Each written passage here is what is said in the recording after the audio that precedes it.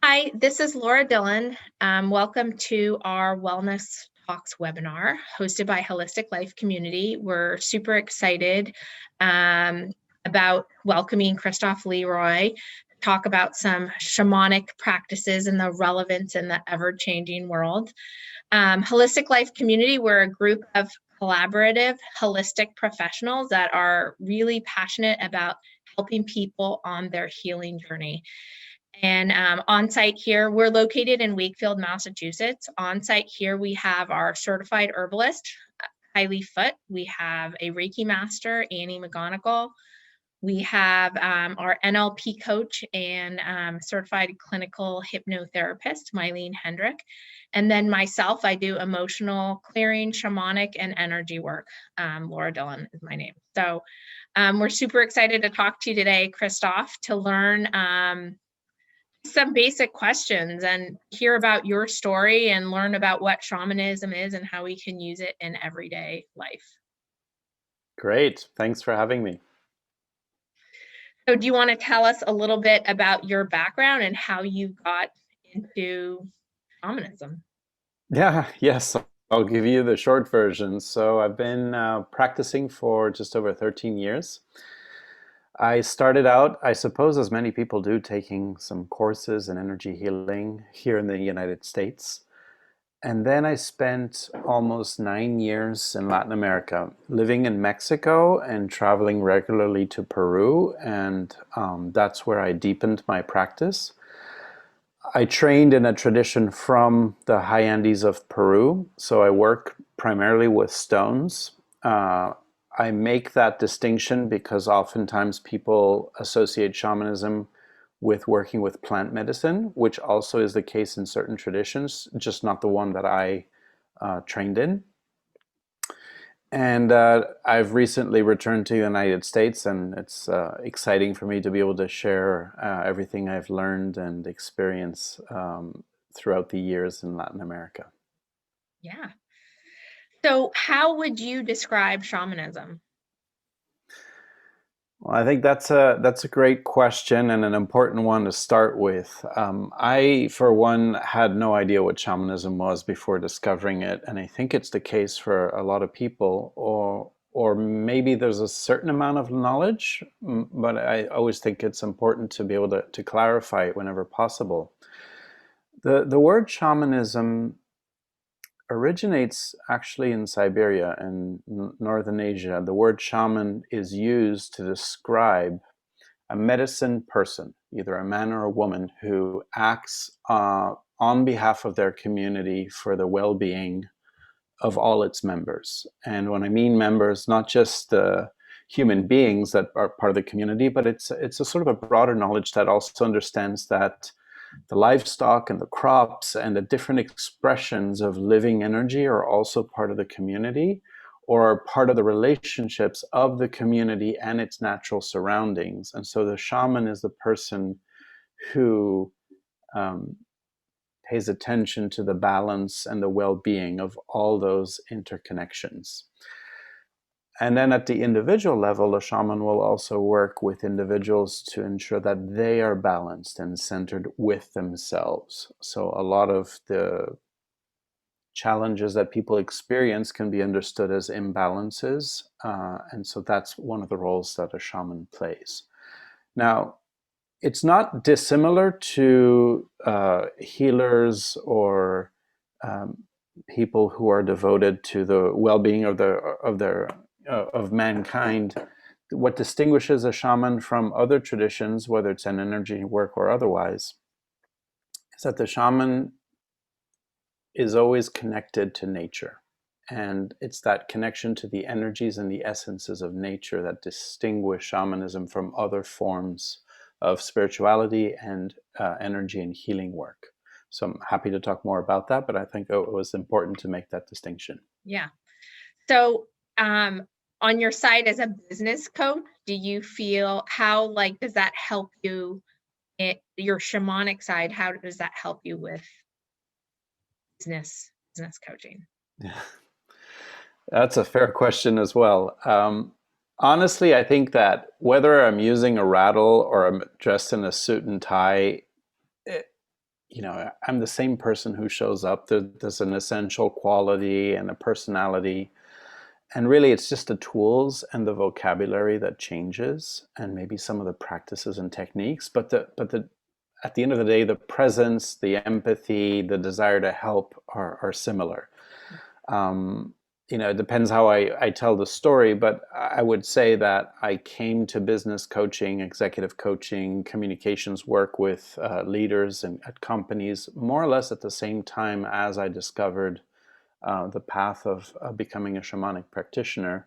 So I feel they really do go hand in hand. And at the end of the day, what it's about is helping individuals understand why and how they communicate, behave, act, and make decisions in the way they do, and create the space and the opportunity for people to self-reflect on that and decide from a place of free will what changes, if any, do they want to make.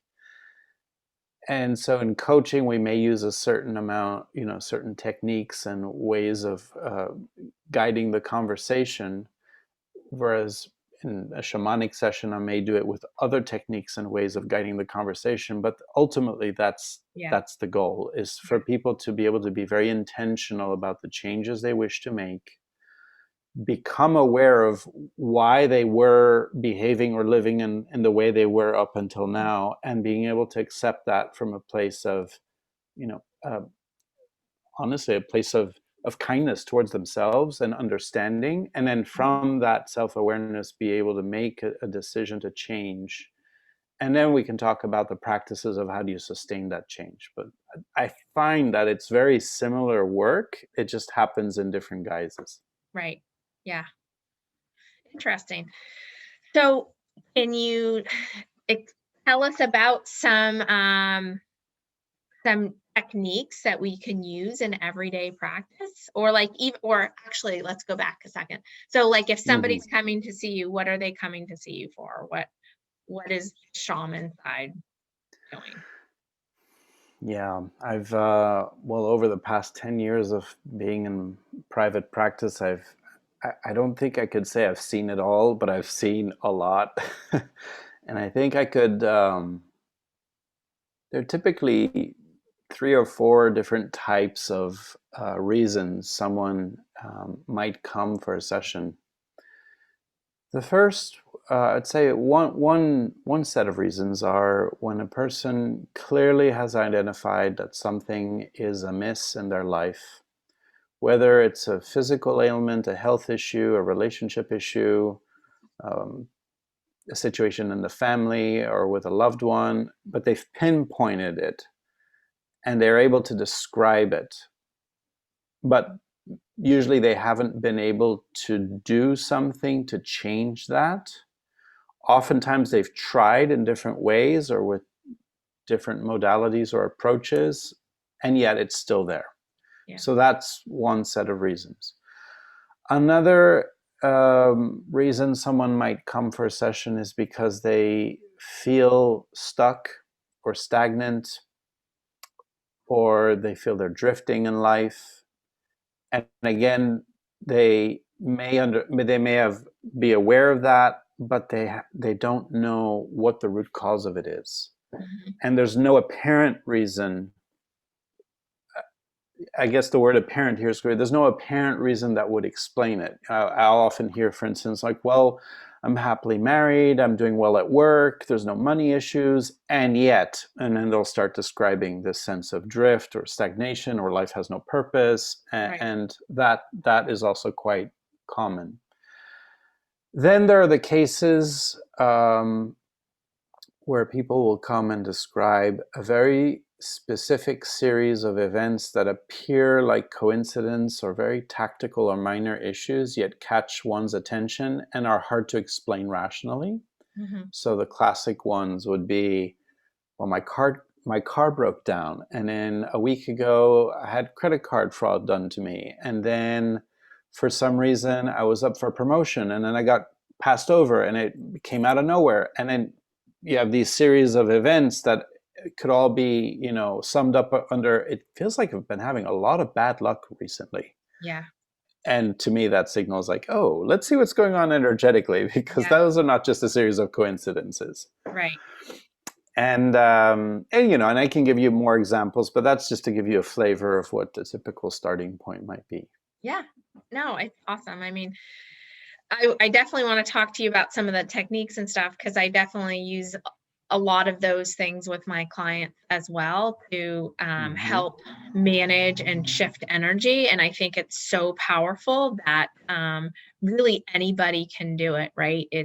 You don't have to have gifts and abilities to connect with nature or to use some of these other shamanic techniques. So I'll let you start off by giving some examples or some things that people can do that they can use some of these shamanic practices in everyday life. Yeah, absolutely. And I'm happy to give some examples. And I agree with you. I think what we're calling shamanic practices, it may feel exotic or esoteric, but at the end of the day, I find that they're very accessible and simple to put into practice. And there's some foundational skills and techniques that really anybody can use. Mm-hmm. So I'd be happy to share them. I do think, however, it's important to set a larger context and talk about how shamans view the world and what is the Oh, world view of the shaman, yeah. because then it will give a different meaning to the practices we can Mm-hmm. discuss. So a starting point is we can say that from a shamanic perspective, reality is living energy. Everything around us is living energy. We are living energy. But it's not just human beings that are living energy. I mean, there's all the expressions of nature are living energy. It's energy that has anima, that's animated. Mm-hmm. And I suppose it's, you know, it sort of makes sense when you think about a plant, a tree, a flower, an animal, that they would be living energy. Mm-hmm. But from a shamanic perspective, the chair I'm sitting on also has anima. It is animated. Not animated in the caricature sense of moving around and, you know, being possessed. No, of Mm-hmm. course not. But I really like how Deepak Chopra said it in one of his meditations. He asked the question, the chair you are sitting on, where did it exist before it was being made? Mm-hmm. And so it invites us to consider that even that which is manufactured has been transformed from a primal state, Mm-hmm. whether it's the iron that came out of the ground or the wood that came from the tree to make the chair. Mm-hmm. So the fact that it appears to us as an inanimated object that's just there, shamanically speaking or energetically speaking, it's energy. It Mm-hmm. has a certain frequency, it has a certain density. And so it's interconnected with everything else. Yeah.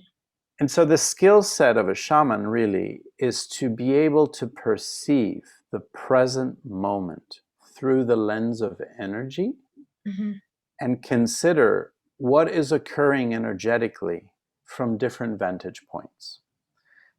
And so the skills you'll develop and you'll learn take us back to nature and the different perspectives we can get from the animal kingdom. Mm-hmm. So, for instance, how can I perceive the present moment through the eyes of an eagle, Mm-hmm. or through the sense of smell of a jaguar, or through the very tactile way of perceiving that a serpent might have as he or she slithers across the ground? That each of those different ways of perceiving provides very different information. All of it is valuable, all of it is productive. It just depends what angle do you want to approach the present moment with. Mm-hmm. And so it will reveal different information, different energy qualities about the present moment. And then the second key component about the role of a shamanic practitioner is, and then what do you do about it? How do you shift and move energy to what end? To bring balance back. Mm-hmm. Either balance back to a person, a situation, a family, a community, a place. Mm-hmm. And some of that might be quite evident, and some of it requires, you know, some digging and uncovering. Mm-hmm. Obviously, there might be, it might be very apparent that someone has a physical ailment and there's a physical imbalance within them, but what's the origin? Maybe the origin is at the soul level, and you have to uncover it before you can shift it. And I recognize I use the word shifting or moving. In fact, the practitioner really is just a vessel or a bridge, because the person who's being, we might think we're treating the person, but that person is the one doing their own work through their breathing. And the shaman becomes a facilitator, a guide, and will accompany that person in the process. And that's important to make. And because sometimes we can get into this idea that, well, I'm a healer, but I'm not the one doing the healing. Right. So it's a dance with the other person. The other person's doing their breathing, and they're the ones moving their own energy. We're the ones guiding and directing it. Yeah. And we may also call on the energies of a specific essence of nature, whether it's an animal or the quality of a plant or the energy of a specific place, to fuse that in and help move the energy faster or in a particular way. So having given that context, I suppose we can come back to the original questions. Like, what are some practices that each and every one of us can do, and which touch on some of these elements I've spoken about? Yeah. So let me frame it in the following terms. I believe that the value of shamanic practices are at the very least, in two areas. And there are others as well, but for today, I'd like to speak about two. One area is what I call self-inquiry. So there are a number of practices that I believe are accessible to anybody. You don't need a particular gift or super talent, and that enable you to consider questions about yourself and do self-inquiry, to inquire about yourself and self-reflect and do introspection. And then there are a number of practices that enable we could label self-healing, and that might seem ambitious, but let's just call them self-centering, or coming back to one's own center, feeling balanced again. And one such practice I find very beautiful, and it's called creating an earth painting.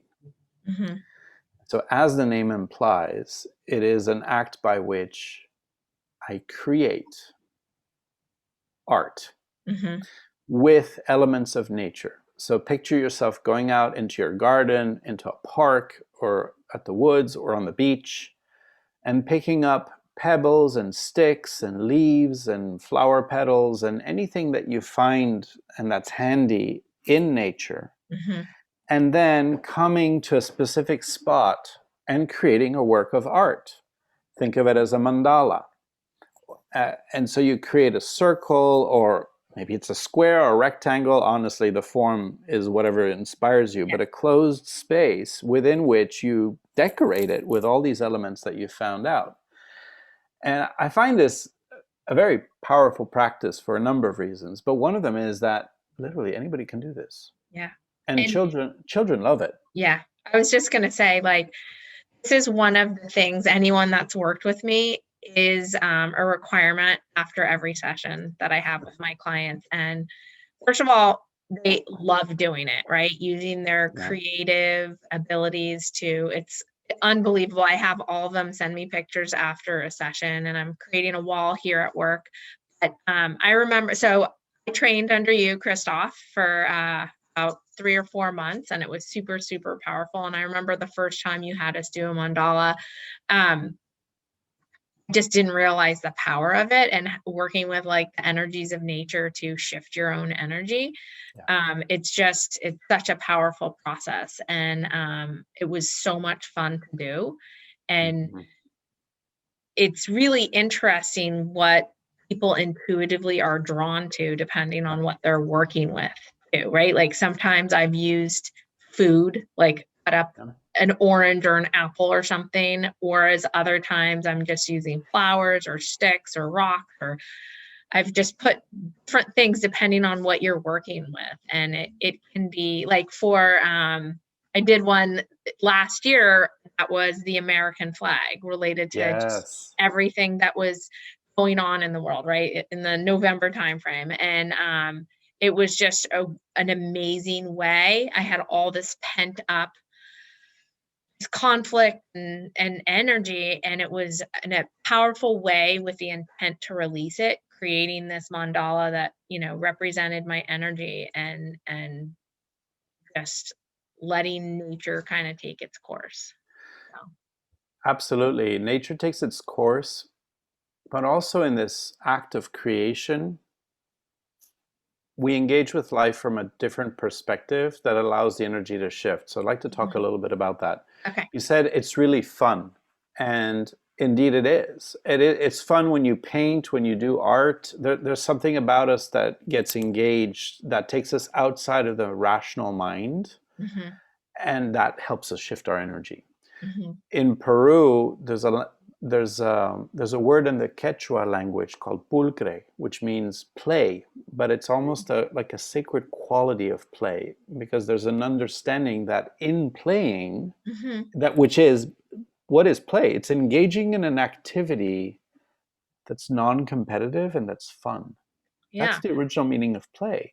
And that puts us in a different mindset, and the Yeah. body feels different when we're playing. And so Yeah. that allows the energy to move within us. So Yeah. in engaging in creating art, there's Mm-hmm. something similar that happens. And then there's also another aspect, which is, I often refer to the movie Avatar.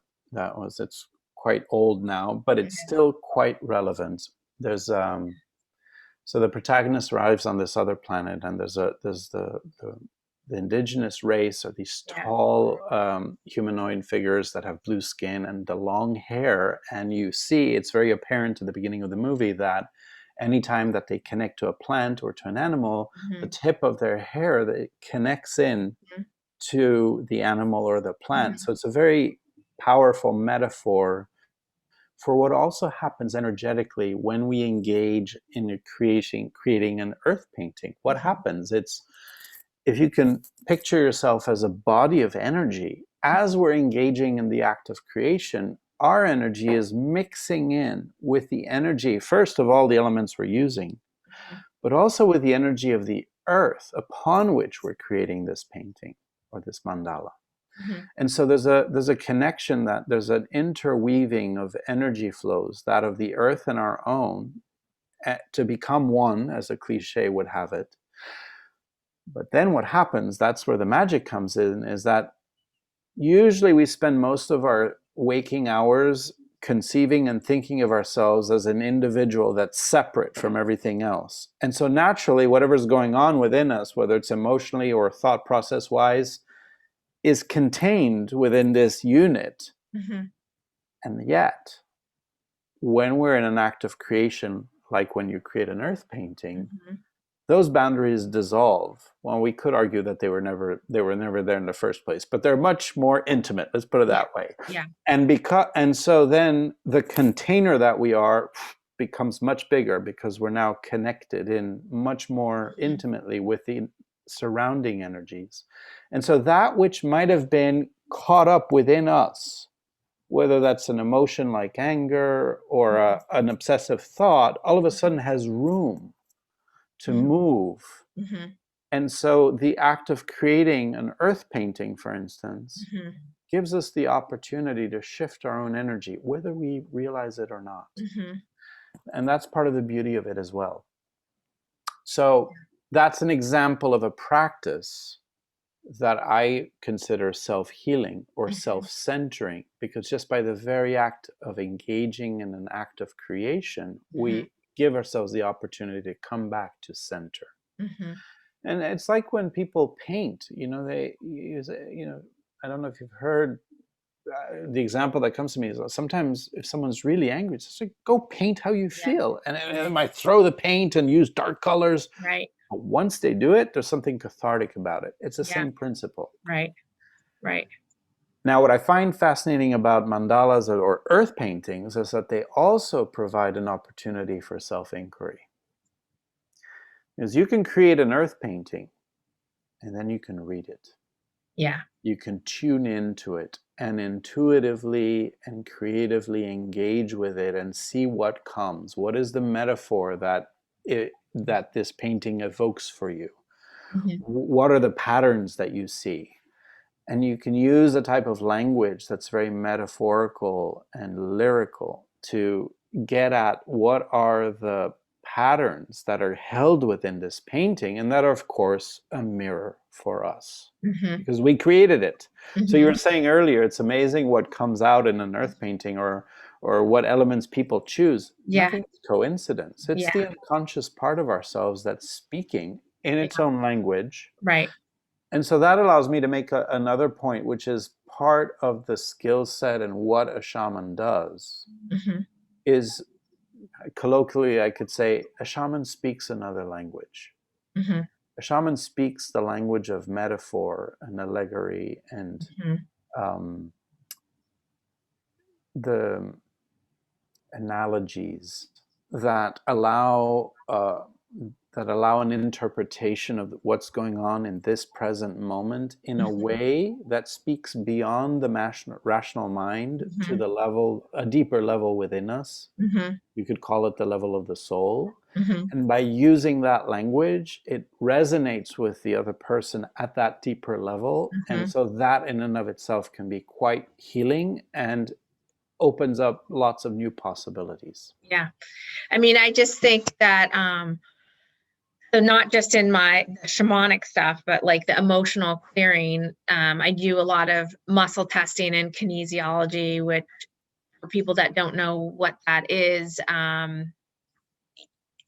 like you think of your brain, it's 5% is your conscious mind, 95 is your 5% is your subconscious, right? So all of these practices are really talking getting into that tapping into that subconscious mind, and it's Yep. this computer database that has every single second that you've lived, every breath you've ever taken, right? So like when I'm doing the emotional work, again, I kind of like conjoin all of these practices together. I'm like developing my own Mm-hmm. process, but you're tapping into that subconscious, and it's so powerful what comes up, like what emotions I get when I'm clearing stuff, or when I'm working with somebody on the table, like what images are coming up, and some of these, or images of animals that I'm seeing, right, with the jaguar. And it's about how the jaguar approaches things with that,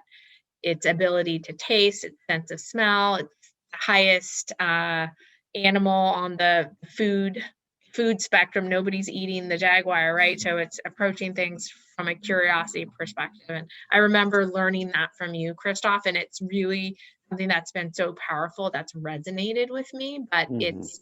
it's really one of the biggest reasons I got into this work is because I have 3 daughters, and 2 of them had anaphylactic food allergies to Mm. everything, like severe anaphylactic food allergies. I could show you their allergy results from Boston Children's Hospital. And they were cured using a holistic approach. Yeah. And a big piece of that was this energy component, right? Where Mm-hmm. you're tapping into the subconscious, and getting specific emotions, because these kids who have anaphylaxed have almost PTSD from eating Yeah. this food. And now you have to start having them eat this food. And it was really that mind body component that was so powerful for me, because my 11-year-old daughter now, when she first started, she would look at a picture of peanuts and break out in hives. Oh Just my by God. sight alone. Sight alone. Wow. That was like such a pivotal point for me to get into this work, because it's the realization that there's so much more that we can't even comprehend. Like science hasn't even figured this stuff out, but these indigenous cultures and this energy work stuff has been going on for thousands and thousands of years, right? Yeah, So it has. Some portions of science are starting to put their own vocabulary to yeah, that which you just described in quantum physics, among yeah, that others. is true. Yeah. And, this brings me to another point that I feel is important, which is I think a lot of paths are complementary. So I remember reading a few years ago, I think it was actually about 10 years ago, in 2009, the New York Times published a fascinating article about how a hospital in California was allowing shamans to work alongside physicians in treating the patients. The hospital happened to be in a neighborhood where there was a large Hmong community from Southeast Asia, and their customs and religious beliefs were such that they had a place in their society for medicine men and women who we would call shamans today. Mm-hmm. And so the hospital, in an effort really to be customer centric and improve their services and enable the members of the community, especially the older ones that were first generation immigrants and spoke English as a certain language, to feel comfortable being treated at the hospital. And so they brought in some of the shamans, and there was a whole story about it. It was fascinating. And so they interviewed a number of the shamans as part of the article. And one of them was asked, well, what is it that you do? What's your role at the hospital? And he answered something that I found beautiful. He said, well, the doctors here take care of the patient's health and physiology in their bodies. Mm-hmm. We take care of their souls. Mm. And I just thought that was a very beautiful way of saying, we're bringing this holistic approach, at least in this case, was we're working at that soul level, mm-hmm. and that brings something additional to the practice of medicine we might know. Yeah. Yeah, it's so powerful. And I know that there's some amazing hospitals in Boston now where they are bringing in Reiki practitioners and stuff to really help with their patients, realizing how powerful. And a lot of nurses I know have become Reiki certified. It's actually pretty common now. Yeah, and it's not surprising also to hear that many nurses and doctors feel a real calling to their professions. It's not a coincidence that they chose to be doctors or nurses. There's often a call to be of service, to want to heal other people. Right. And whether you do it with a scalpel or by putting your hands on someone else, I mean, we can debate the techniques, but the desire to genuinely want to help other people, I think is common across the profession. Yeah, for sure. Cool. So, all right. So we have the earth painting. Yes. Okay. Anything else? Anything else? Well, I mean, we can. There's just expand on a little bit on the earth painting and bring it into a broader context. Really, there's this idea that we're connecting into the energies of nature when doing an earth painting, but you can do it in different ways as well. So there's a colloquial expression which we've all heard of, tree hugging. But let's go back to the original. Which my kids do, by the way. Of course, yeah. But the word actually has different connotations depending on who you ask, right? But I wanted to start there on purpose, because what is behind tree hugging? I mean, obviously you can picture yourself, you're hugging a tree. But if you look at the same scene and you consider the same scene from an energetic point of view, and you consider that a tree is an expression of living energy, and we as a human being are an expression of living energy. And as we walk and approach a tree, there's this interweaving of energy. And so then all of a sudden, there's a larger bubble or a larger energy container. And so if you're stressed out, all of a sudden you feel more relaxed, and all these other symptoms we can discuss, which is why when you walk in the woods, it's relaxing. And people like being out in nature. And obviously, the thinking mind might have a story around that. Well, I'm going hiking, or I like this particular hobby or whatnot. But energetically, what's happening is your energy body is interweaving with a larger surrounding forest or fields or mountain or beach or ocean. And of course, there's an interplay there, and it changes our energy. it Yeah. usually soothes it. So I remember in the class, Mm-hmm. you told us to literally sit with a tree for a Yeah, minimum I of 15 remember. minutes. And that was the first time I had really like heard about how walking in nature helps you and stuff. I'd never like really sat with a tree with my back against the tree, being supported by the tree. And I don't know, I was having a bad day for something. And so I did it. I did it for like 15 minutes and I felt noticeably better. Like if on a scale of 1 to 10, I was at a 9, I went down to like a 3, right? And just breathe, like again, with your back against the tree and just like breathing in that energy and like just breathing out whatever it is was ailing me at that moment, anger, frustration, overwhelm, whatever it is, right? And it was so noticeable that the next time I got frustrated, which, you know, with the Happens. last year, what's happened in 2020, it's been more frequent than I would have liked. But so I did it again. And then I noticed again, like I was considerably better and I kept doing it. And then I started having my kids do it. Especially I have 3 teenagers and 3 girl teenagers. And now it's a regular thing that I do, especially with my oldest. And we have identified our trees, we've named them. And, like if for whatever reason she can't walk out because it's down the street and over near a park where we live, I tell my oldest daughter, I say, Maddie, just close your eyes and imagine you're sitting with that tree and like just doing the same thing, but you don't physically have to be there to bring in that calming energy. And it's become comical because my husband will be like, you guys need to go do your tree therapy. You're grumpy. Would you please go sit with your trees?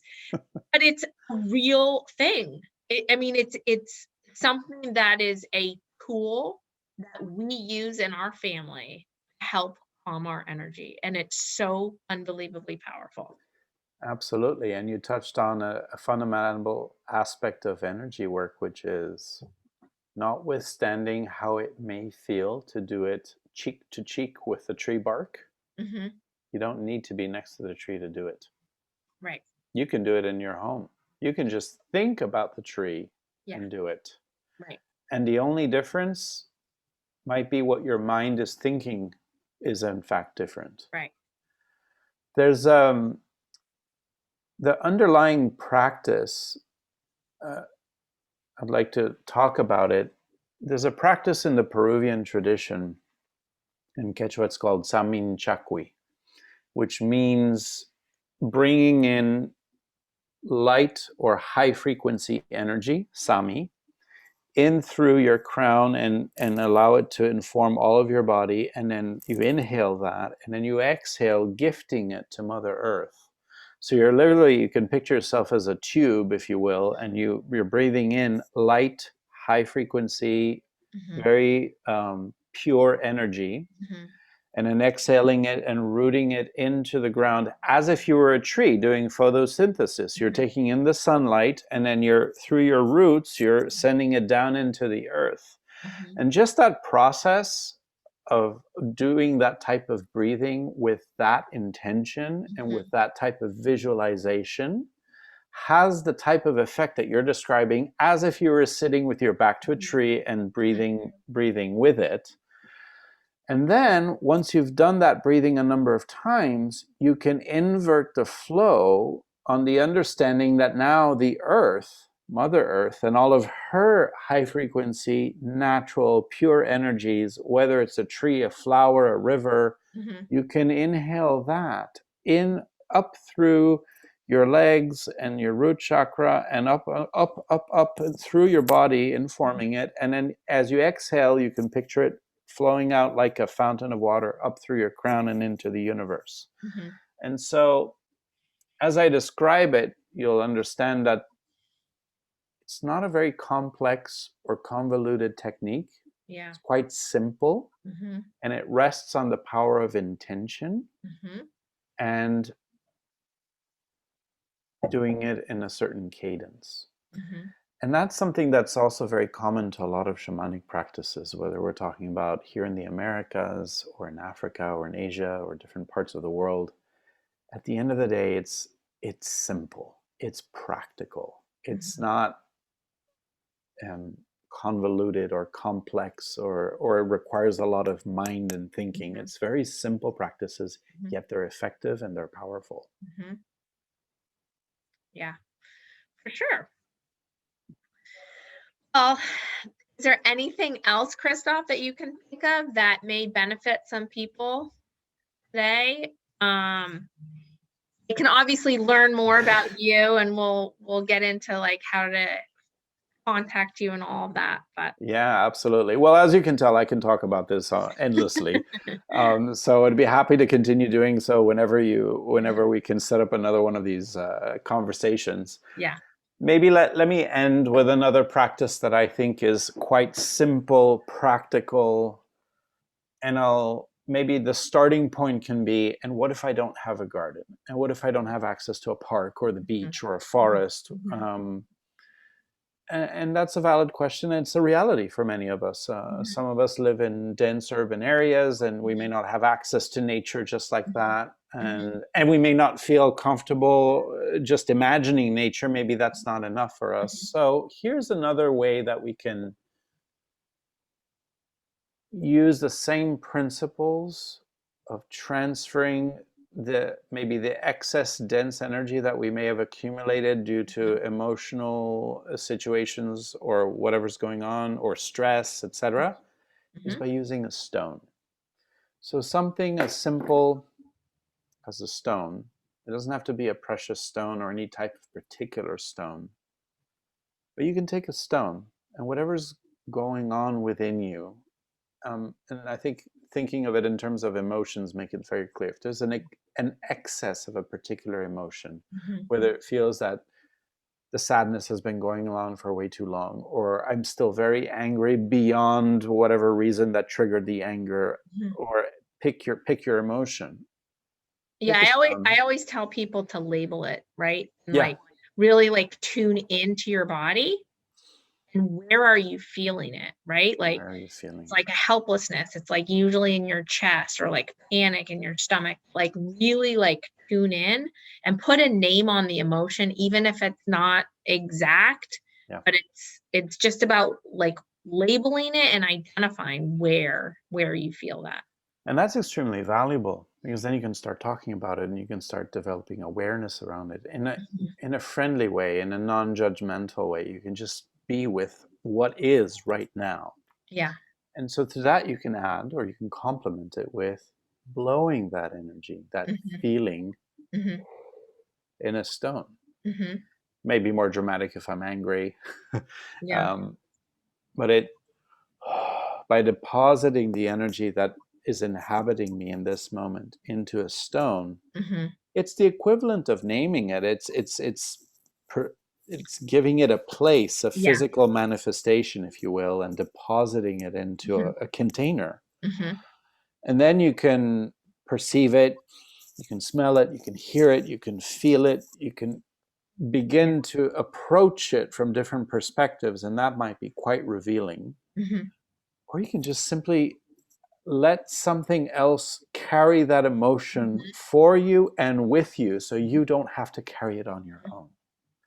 And then I would recommend maybe putting the stone in a flower pot, or if you do have a balcony, out on the balcony or in a Yeah. garden, Right. or place it somewhere where that energy can sit, Hmm. um, and no longer have to sit in your body. Hmm. Now, there are many more things we can do with that, but Hmm. at the bare minimum, just blowing an emotion into the stone Hmm. helps alleviate how it lives within your own body, and it helps you come back to center. Yeah. Yeah. I use that in all of my sessions. I have people doing breath work with the crystals and stuff. And Yeah. it is so amazing how even just that act of kind of identifying the emotion and breathing it out, how Hmm. impactful that can be, and Yeah. what that shifts for people.